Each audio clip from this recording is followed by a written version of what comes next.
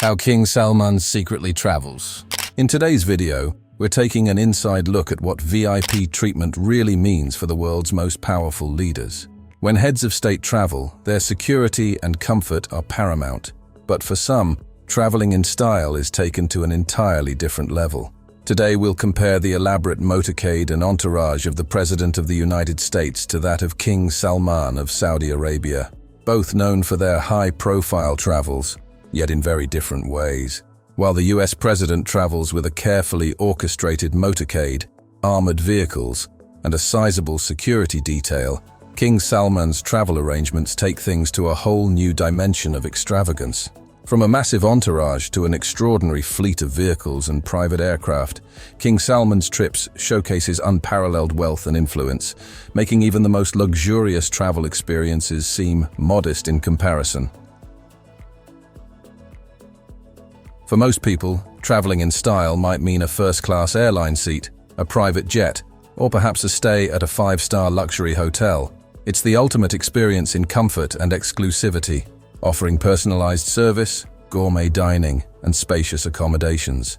However, when we think of traveling in style for global leaders like King Salman, the scale and luxury reach unimaginable heights. King Salman's definition of luxury travel involves entire hotels being booked out, fleets of high-end vehicles transported ahead of time, and an entourage that can number in the thousands. His travel often includes his custom-built Boeing 747, complete with a throne, as well as a staff of personal attendants, and even golden escalators. Compared to what the average person might consider luxury, King Salman's style of travel sets a new standard for opulence on the move. In 2017, King Salman of Saudi Arabia made headlines when he embarked on a historic visit to Indonesia, the first by a Saudi king in over 50 years. The tour was not just diplomatically significant, as it marked an important moment in strengthening ties between the two nations, particularly with Saudi Arabia pledging $25 billion in investments. But it was also a spectacle of opulence and grandeur. The world watched in awe as King Salman arrived in Jakarta, descending from his private Boeing 747 on a golden escalator. His entourage, an impressive 1,500 people, included princes, ministers, and top officials, traveling with a staggering 500 tons of luggage. Among the most notable possessions were his fleet of Mercedes-Benz S600 limousines and two gold-plated elevators. Yes, elevators, specifically brought along for his convenience. To support this massive entourage, King Salman's transportation fleet comprised several Boeing 747S military planes and cargo aircraft. His personal Boeing 747 was itself a flying palace, featuring private suites, lavish dining areas, and entertainment rooms, in addition to advanced security and medical facilities. This tour was a perfect example of how King Salman's lavish lifestyle doesn't stop even while traveling. He brings the palace with him wherever he goes. Later in 2017, King Salman made history again, becoming the first Saudi king to visit Moscow. This trip was another significant diplomatic milestone aimed at strengthening relations between Saudi Arabia and Russia. However, much like his other travels, the king's luxurious lifestyle took center stage during the visit. The trip kicked off with a golden escalator mishap. His personal escalator malfunctioned while he was descending from his plane, a minor incident that quickly went viral. Nevertheless, King Salman's entourage was nothing short of impressive. Again, around 1,500 people, including high-ranking officials, accompanied him to Moscow, with elaborate furnishings and equipment transported just for the visit. Reports estimated that accommodation costs for the Saudi delegation reached a jaw-dropping $3 million per night, reflecting the extravagant spending that followed King Salman everywhere he went. Even on official state visits like this, King Salman's lavish lifestyle remained a symbol of his status and wealth. His travels aren't just about diplomacy, they're about projecting power and influence on a global stage. King Salman's wealth and status are not only evident in his luxurious travels, but also in the extravagant palaces he owns. These palaces, each more opulent than the last, serve as symbols of his immense power and influence. One of the most prominent is the Al Yamama Palace, located in Riyadh, which serves as the official headquarters and working palace for the king. It is where much of the kingdom's business is conducted, hosting foreign dignitaries and important meetings. The palace blends traditional Islamic architecture with modern grandeur, making it a symbol of Saudi leadership. Another key residence is the Al Aliyah Palace, which is simpler compared to other royal residences, but holds historical significance for the Saudi royal family. Though not as extravagant, it serves as a personal retreat for King Salman and his close family, balancing a sense of tradition with luxury. Perhaps the most impressive of all is the Erga Palace.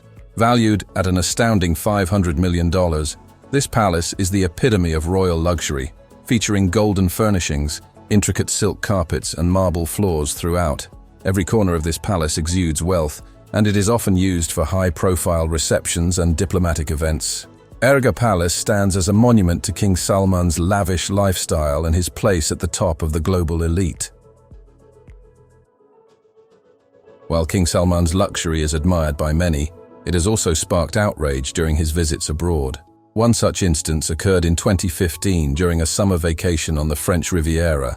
King Salman effectively took over the small town of Vallauris, shutting down a public beach for his private use. To accommodate his personal needs, a private elevator was even constructed to transport the king directly to the beach from his villa. This move sparked public outrage in France, with locals protesting the closure of the beach and the inconvenience caused to the community. The controversy highlighted how King Salman's lavish lifestyle often clashes with public expectations and local regulations. Similarly, during a visit to Tokyo, King Salman's demands created quite a stir. His entourage, consisting of over 1,000 people, required the city to provide 500 limousines and reserve 1,200 rooms in some of Tokyo's most luxurious hotels.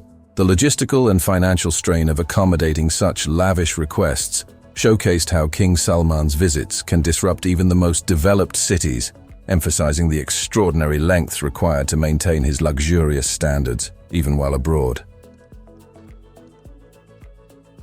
When you try to imagine the life of someone with a fraction of the House of Saud's wealth, it becomes almost unimaginable.